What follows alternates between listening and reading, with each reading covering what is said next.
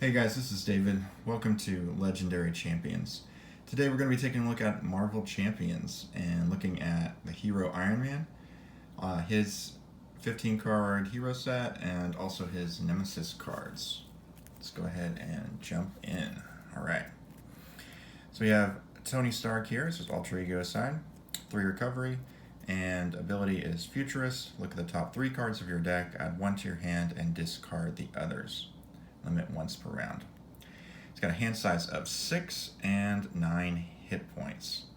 9 hit points is definitely on the low side, but that's part of his kit. We'll see why that is when we flip to hero side. And his ability. So this is definitely a good ability for Iron Man. Helps you to mill through your deck, looking for the right cards that you need to build him up. Early on, it can be a little tough, a bit of a tough choice. It would help you get the upgrades faster, but you also may have to discard some of those upgrades that you want if you draw multiple ones in a turn. But there are ways around that, and we'll take a look at that as we go through here. All right, so let's go ahead and flip to his hero side. All right, his stats. We go Iron Man, 2 thwart, 1 attack, 1 defense.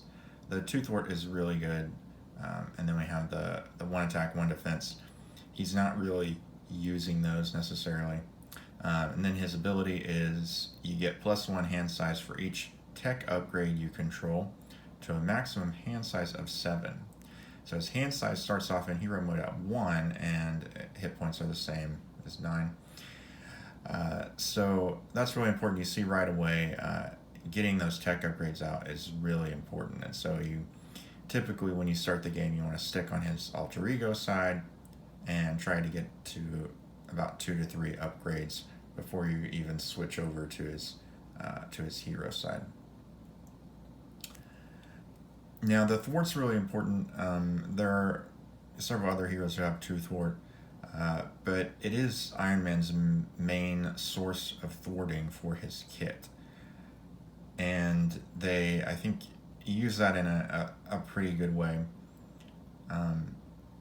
But he has other thwarting cards, but it's not, or 1 thwarting card, but it's not really good for reducing a lot of threat on the schemes. So this is really his main way, so it's an important part of his kit. Alright, I'd like to show the distribution of the cards.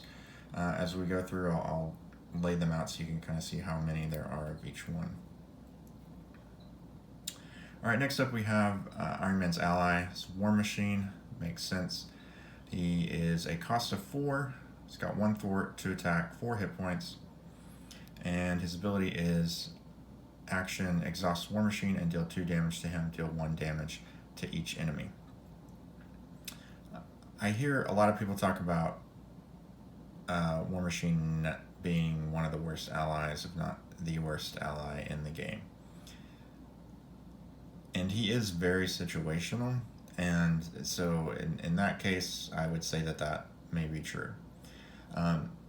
He's really not a horrible ally. He has a high cost. His stats are decent.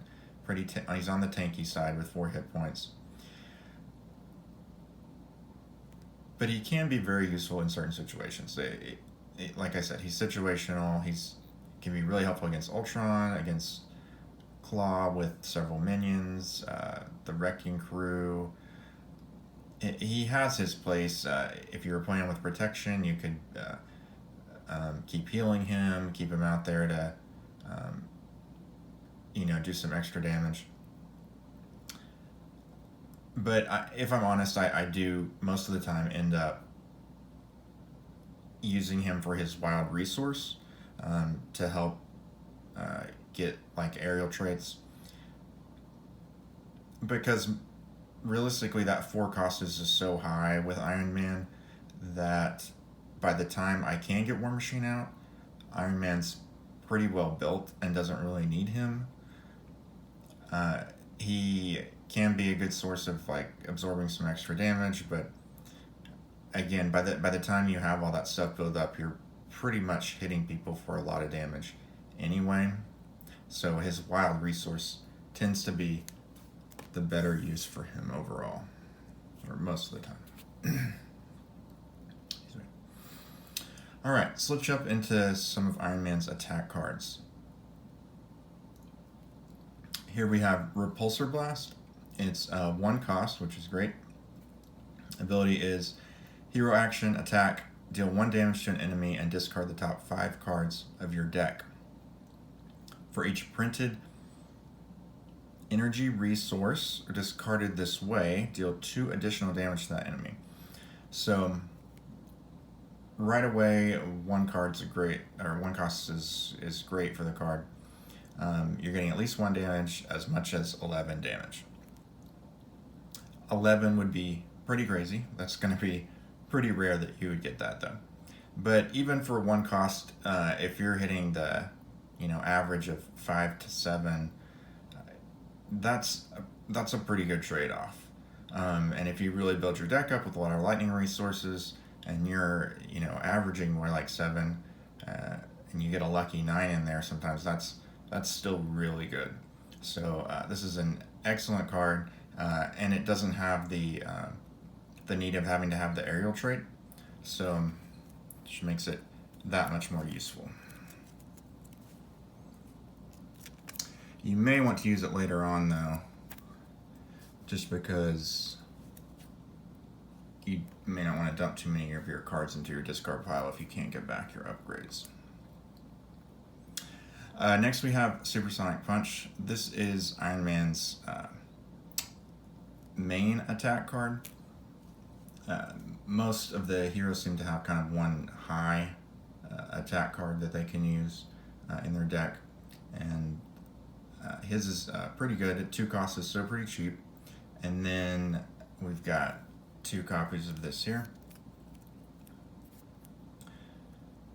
His ability is hero action, attack, deal 4 damage to an enemy, or 8 damage instead if you have the aerial trait.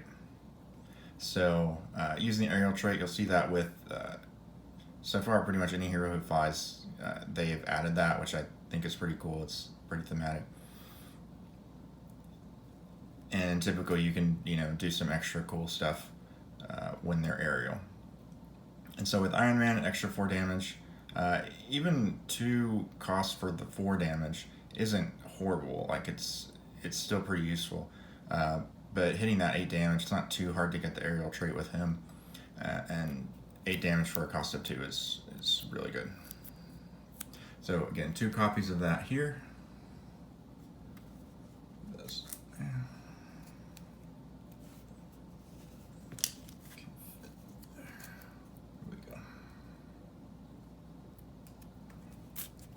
See how this map out.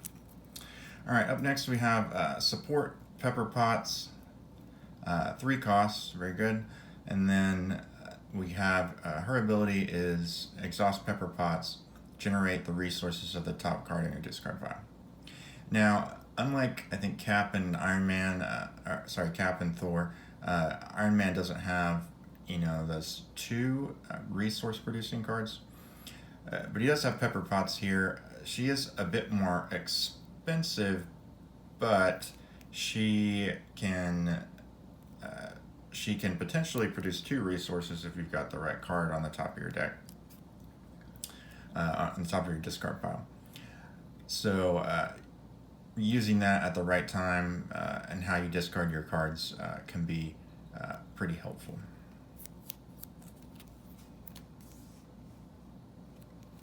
All right, next we've got Stark Tower. This is a really important part in his kit here.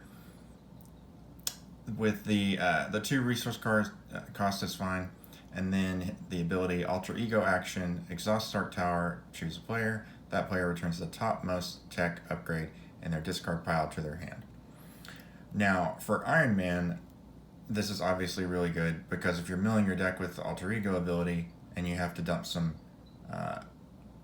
of the upgrade cards that you obviously want to get as many upgrades as you can out for him. But if you had to dump some of those earlier on, you can easily pull this back.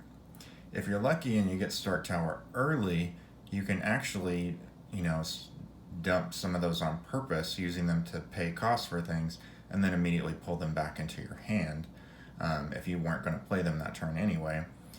Play a higher cost card and then get that back so you can maybe play something else, or just so you have it back in your hand to play later.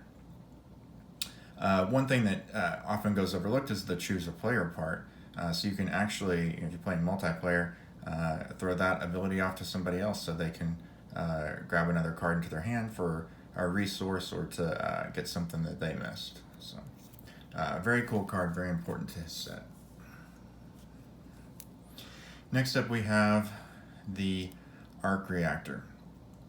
I'm going to say I think this is probably the most important card in his kit, and here's why. I mentioned the I'll read through it real quick. So Arc Reactor is 2 costs, and the action is exhaust Arc Reactor, ready Iron Man. So basically this gives you the opportunity to use a basic ability twice in a turn. And when I mentioned his abilities earlier, right, we have the 2 thwart, 1 attack, 1 defense. Most of the time you're not going to be using those attack and defense, just because they're so low that, only in a rare circumstance you really need to, would you probably use those. You might use the attack occasionally just to help finish off people. But the 2 thwart, that's really his best thwarting ability, his ability to thwart quickly and efficiently. If you're not using Justice, that's his best thwarting option. And so if you can, untap, do it again, you can take care of side schemes pretty much in 1 turn, or really help keep the main schemes under control so that you don't end up losing the game from that. So very important card. You can get that out there, and that will change the course of your game for sure. All right, and that was the first upgrade. The rest of these upgrades as well.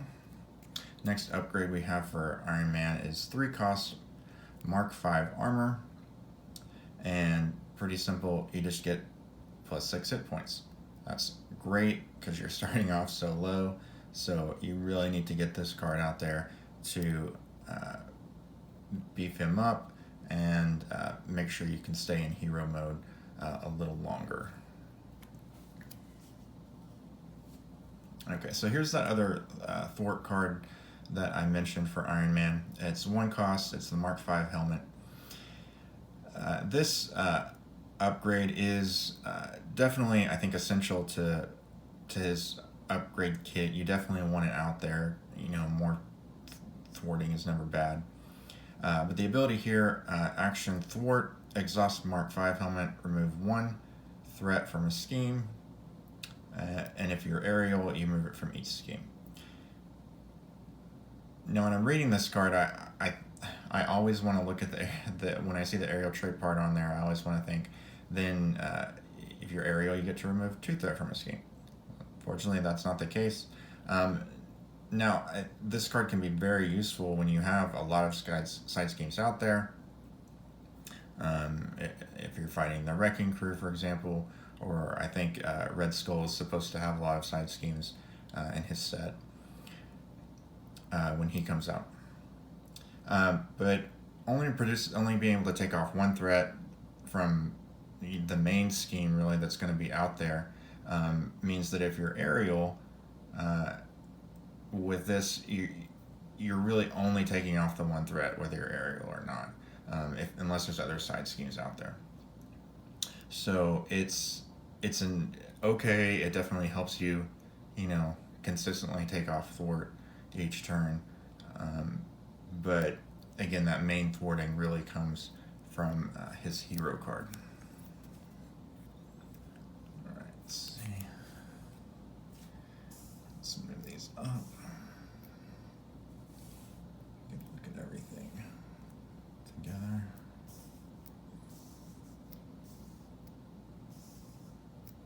Okay. All right, so the next 2 we have are his Powered Gauntlets. We have 2 costs, and the ability is hero action attack, exhaust Powered Gauntlets, deal 1 damage to an enemy, 2 damage instead if you have the aerial trait. So great card. This is really Iron Man's main attack. What I love about these is you can easily beef them up with the aerial trait, and uh, and there's two of them, so you can break them up, and well, it's thematic too, right? Because you're building his suit, and one for each hand. Um, but also because you're splitting it up, you can split them up between minions, which can be the difference between taking off status cards, those tough status cards that get in your way, and then hitting. Being able to separate those attacks is important because you can take out multiple minions too, or flip the villain to his other side and then use your bigger attack. Pretty cool for his set here. He's got two of those, again, one for each hand. Which I love the thought of the theme that they put into this game. So we got rocket boots, right? So again, one for each foot. So one cost upgrade, rocket boots, you get +1 hit point. Ability is exhaust rocket boots and spend a mental resource and gain the aerial trait until the end of the phase.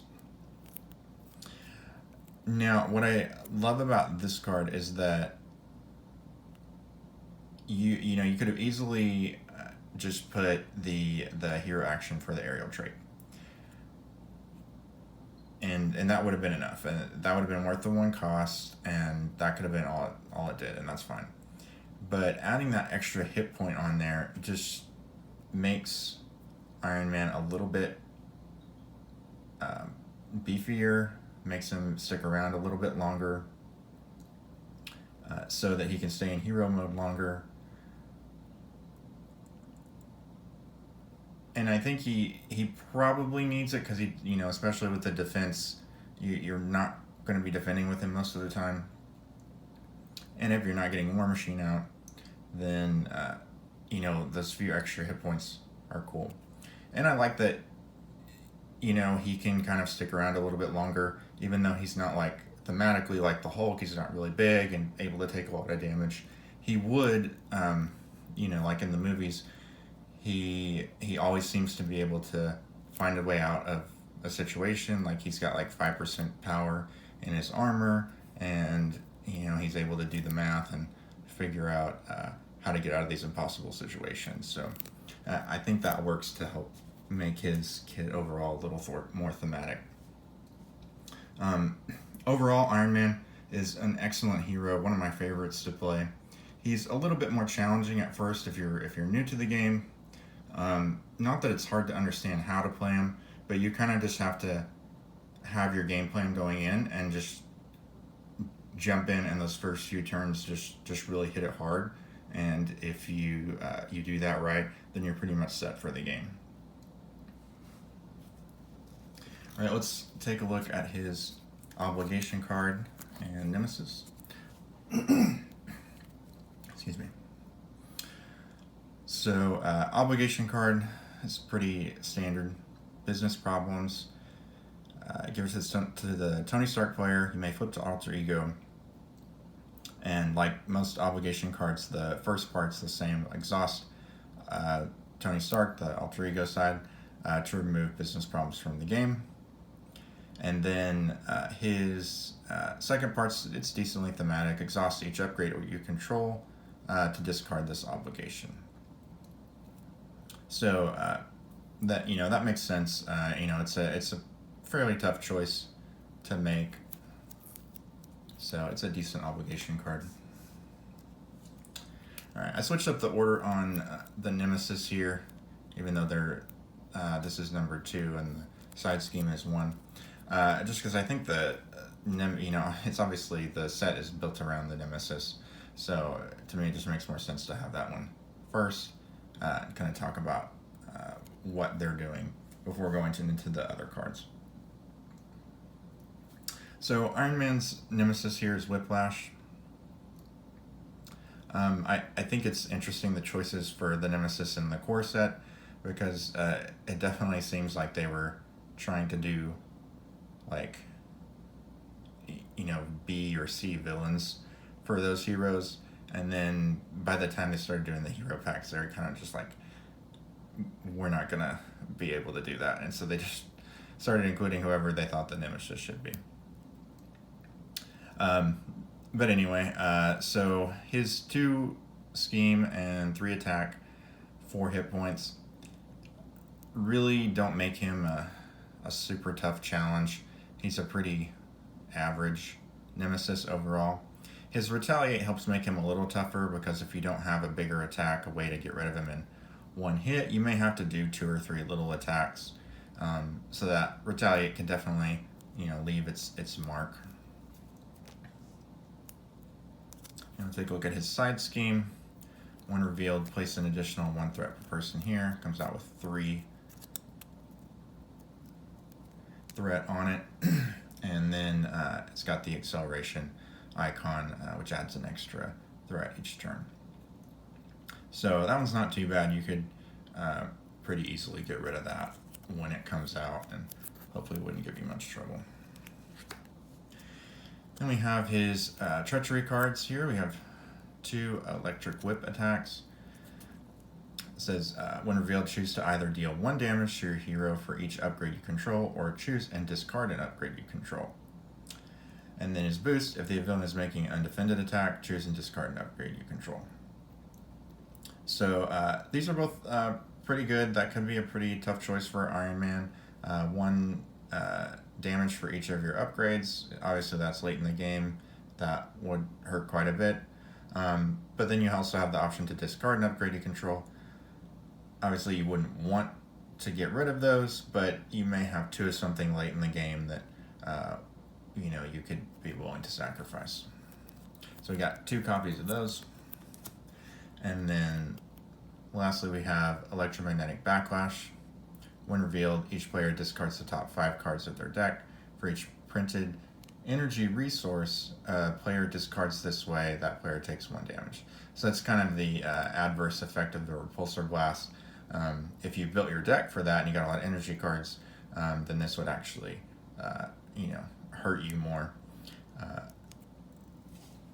So it's a pretty average nemesis set. I think I've only had Whiplash come out 1 time, and he wasn't much of a problem. But so that's our look at Iron Man. This is my first time jumping in with Marvel Champions here, taking a look at the kit. I'm gonna go probably focus a little more on Marvel Champions first to get those core set guys out. I had fun. Hope you guys enjoyed the show. And I'll see you next time. Stay legendary, champions.